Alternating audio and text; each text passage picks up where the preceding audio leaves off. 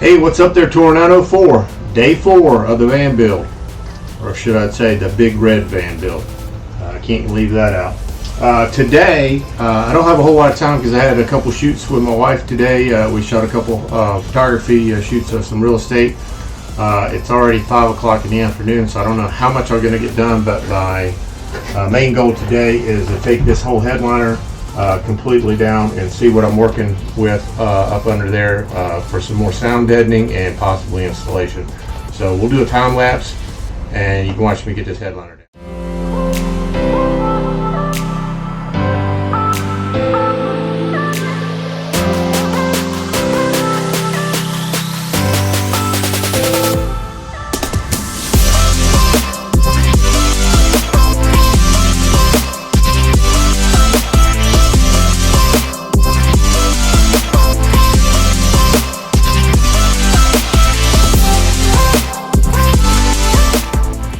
Okay, so that didn't take too long, 10-15 minutes tops, right?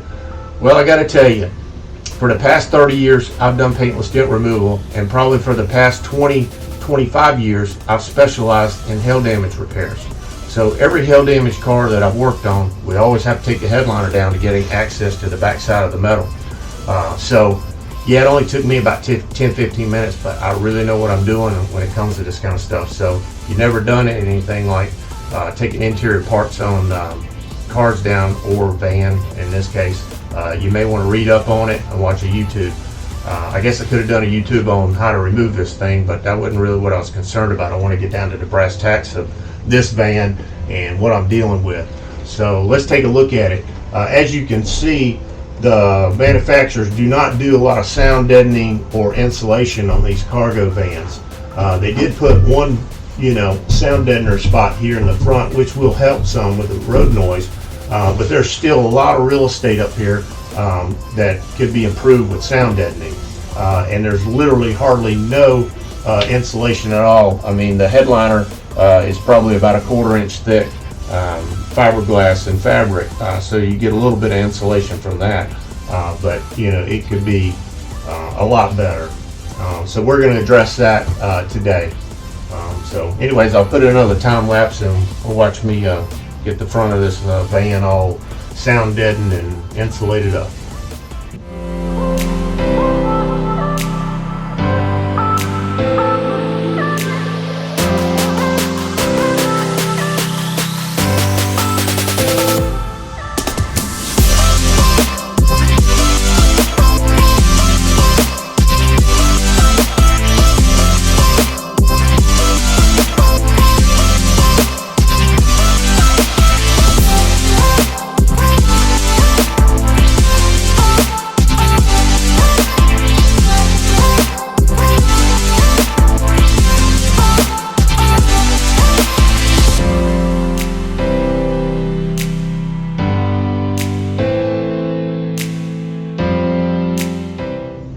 Okay guys, so I got the sound deadener up.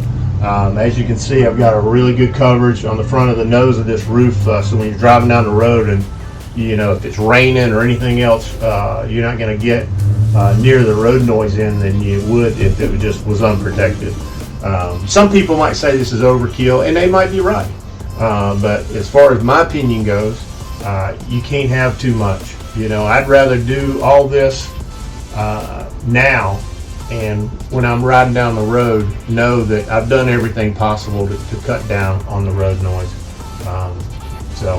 Not to mention if you're sleeping somewhere and it's raining or something, it's not going to have that tingy sound. It'll be more of a dull rain sound like you would on your asphalt roof. But anyways, just want to talk about the product that I'm using. I didn't really get a chance to do that the first day. I'm using a product called Kilmat.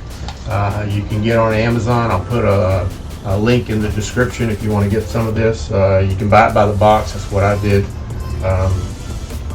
And the other thing you want to buy when you put these on is a roller. I got a pair.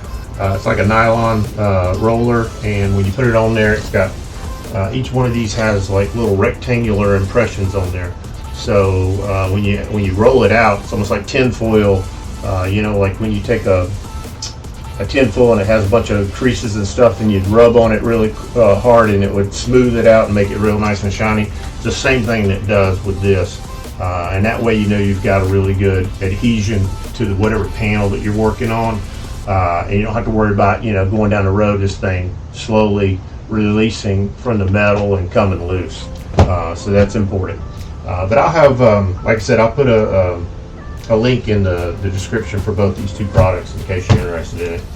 But anyways, if you like the video, give me a like. If you're interested in the Big Red van build, then hit the subscribe button because I'm going to try to get these videos up daily as I'm working on it, so you can watch the progression. Like I said yesterday, 60 days is my goal. I like to have this thing from 0 to 60. And hopefully we'll be able to do that. The only big hiccup I think we're going to have is that a lot of the products that I want to use on the van are on back order. For instance, the Nature's Head composting toilet is 6 to 8 weeks back ordered. I've already ordered that, so hopefully it'll get here in time.